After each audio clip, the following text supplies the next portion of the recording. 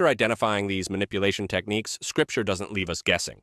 It gives a clear alternative, what Christian leadership, guidance, and influence are meant to look like when they reflect Christ rather than control. Biblical Christianity does not operate on pressure. It operates on truth, consent, and transformation. Influence is exercised through love and example, not fear, guilt, or spiritual leverage. Here's the contrast. Where manipulation pressures compliance, biblical faith invites discernment. Where manipulation silences questions, biblical faith welcomes testing. Where manipulation controls through fear or guilt, biblical faith protects freedom of conscience. Jesus himself drew this line clearly. In Mark 10:42-45, he told his disciples that worldly leaders dominate, but it shall not be so among you. Authority in God's kingdom is exercised through service, not control. Paul echoes this in 2 Corinthians 1:24, saying, "Leaders do not lord faith over others, but work with them for their joy." That single sentence dismantles manipulation entirely. Faith cannot be forced, it must be formed. And Galatians 5:13 reminds us that freedom is not a threat to holiness, it's the foundation of love.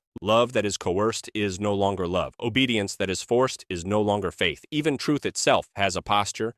Ephesians 4:15 tells us that truth is spoken in love, not enforced, not weaponized, spoken. Here's the boundary. Scripture makes unmistakably clear. Biblical authority strengthens faith and maturity. Spiritual manipulation produces fear, dependency, and silence. And when faith requires coercion to function, it is no longer operating by the Spirit of Christ. Now, step back and look at the pattern. Christian manipulation is not mysterious, and it is not new. God's name is used to pressure. Scripture is used to silence. Fear is used to control. Accountability is reframed as rebellion. Biblical Christianity does the opposite. It invites truth rather than forcing agreement. It allows testing rather than demanding trust. And it protects freedom, because love cannot exist without it. Recognizing manipulation is not a lack of faith. It is an act of discernment. And refusing spiritual control is not rejecting God. It is refusing to let his name be used against his people. That is the difference.